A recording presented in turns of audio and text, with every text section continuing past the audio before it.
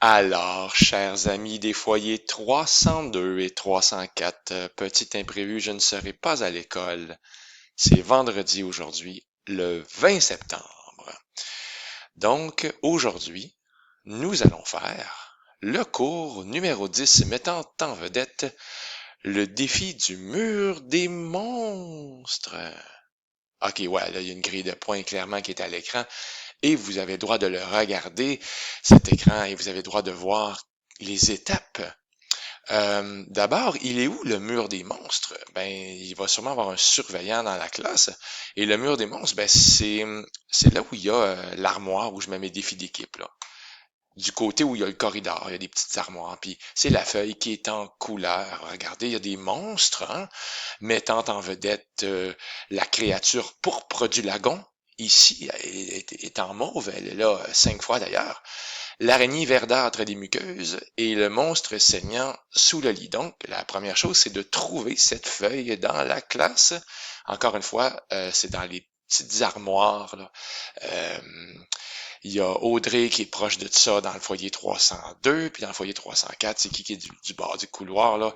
Dans le foyer 304, ah, ben c'est Louane, voilà. Donc, vous êtes tenu de vous assurer que c'est bien là. Mais quoique dans le foyer 304, de toute façon, les feuilles vont déjà être sorties. Peut-être que le 302 vont les mettre sur le bord de la fenêtre où je mets mes autres feuilles habituellement. Bref, euh, ben, le but, c'est d'écouter cette vidéo-là qui va durer pas très longtemps, peut-être 3, 4, 5 minutes pour vous aider à avoir un beau défi d'équipe. D'ailleurs, en passant, c'est un défi d'équipe qui dure 2 périodes. C'est le cours 10 et le cours 11. Et donc, je m'attends pour aujourd'hui, le cours 10, à ce que vous fassiez environ, je dirais, vous rendre jusqu'à là, dans la grille de points, ou peut-être même là. Même si je suis pas là pour vous donner des points, je vais tout faire ça à mon retour à la prochaine période. Donc, moi, je vais repartir puis je vais remplir avec vous. Puis je vais vous demander de m'expliquer ça. Puis vous allez même avoir le cours 11 avec moi, bien sûr, pour la grande finale, parce que c'est vraiment difficile, l'équation finale. Bref, je vais vous aider un petit peu dans le mur des monstres avec mon super crayon. Ben, ça dit l'aire du rectangle violet. Alors, et ça vaut 1 point sur 25. On va aller voir ensemble qu'est-ce que c'est l'aire du rectangle violet. Ben, le rectangle violet, clairement, c'est ici. Hein? On va parler de l'aire d'un rectangle violet. Ça dit que la créature pourpre du lagon, ici, euh, on dit X.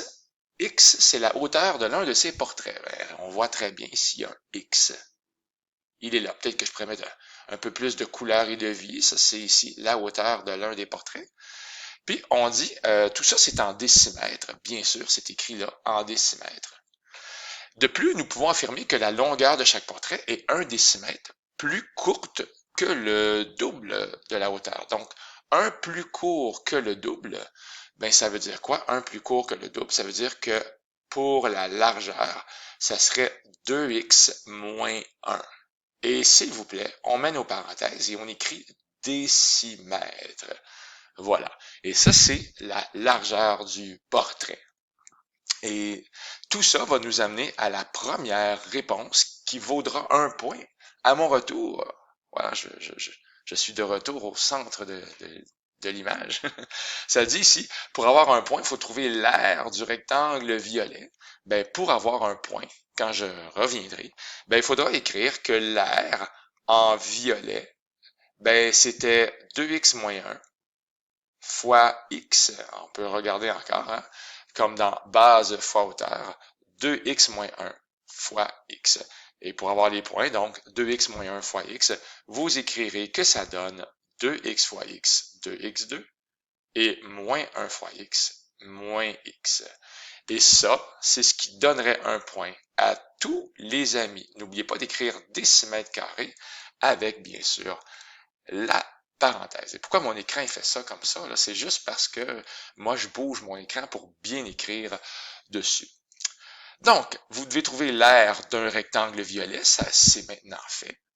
L'aire d'un carré vert, l'aire d'une ellipse rouge, Et tout ça, bien sûr, avec des jolis textes, avec un français dont je suis fier. Et on arrive à la partie peut-être qui est un peu plus funky, creepy, je pourrais dire. On cherche à la quatrième étape le coût par décimètre carré. Et là, ben, je vais lire avec vous le texte pour que vous ne soyez pas dans les ténèbres. Le coût par décimètre carré, ça dit ici, euh, le conservateur du musée des... Comment ça s'appelle déjà? Le musée épique des ténèbres. Voilà, le MET.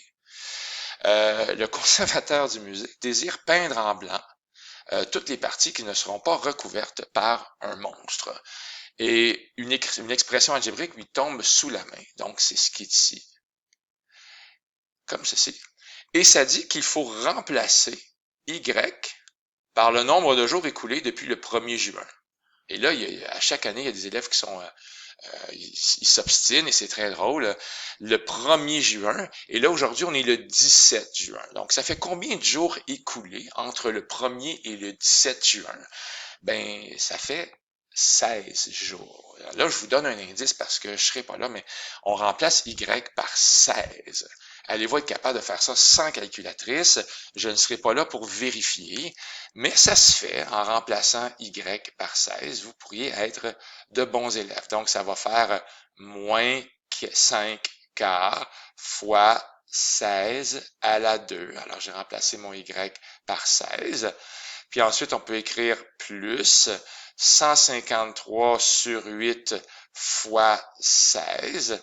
Et finalement, plus 29 qui apparaît comme ceci, plus 29. Et je vous jure que ça se fait quand même pas si mal sans calculatrice, mais écoutez, si vous trichez, je serai pas là pour vous chicaner. Bref, voilà. Et donc, ça nous amène à vraiment un nombre. C'est un nombre qui représente le coût pour chaque décimètre carré de blanc. Par exemple, ici, j'ai un décimètre carré de blanc, un autre décimètre carré de blanc. Et ça donne un coût. Il n'y aura pas de Y ni de X dans la réponse. Tout simplement, combien ça coûte? J'avais dit que ma vidéo allait durer 3 ou 4 minutes et je réalise que ça fait déjà 7 minutes et demie que je parle. Mais là, j'achève vraiment parce que moi, je pense que si vous arrêtez ici, on devrait être pas pire pour que le prochain cours, le cours numéro 11, on soit capable de terminer. Puis là, je vais tout vous donner des points en vous posant un paquet de questions. À la prochaine rencontre. Chers amis, ça, c'est les consignes pour le cours 10. Alors, on regarde ensemble. Le mur des monstres, c'est vraiment la grosse partie. En devoir, ben moi en devoir, je vais vous recommander de passer un 15 minutes sur le mur des monstres, peut-être un 15-20 minutes, parce que c'est la fin de semaine, vous allez avoir du temps. Si jamais vous voulez remplir la page 68 avec une vidéo, ben, c'est aussi possible. C'est pas une très longue vidéo, ça dure comme 3-4 minutes. Vous pouvez également avancer dans la feuille H2. La feuille H2, ben, c'est celle-là que j'ai donnée hier, la feuille H2 qui ressemble à ceci. Il était au cours 9 avec 1 million de milliards d'équations. Vous pouvez en faire un paquet comme ça. À mon retour, on va vraiment la corriger ensemble.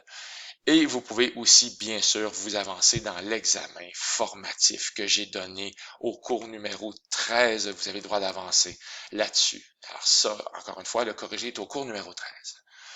Alors, j'ai parlé un peu trop longtemps, mais c'est avec beaucoup comment je faisais ça, de bienveillance, j'espère. Et c'était Luc Allard qui vous souhaite une excellente période avec le mur des monstres en défi d'équipe. Bye tout le monde.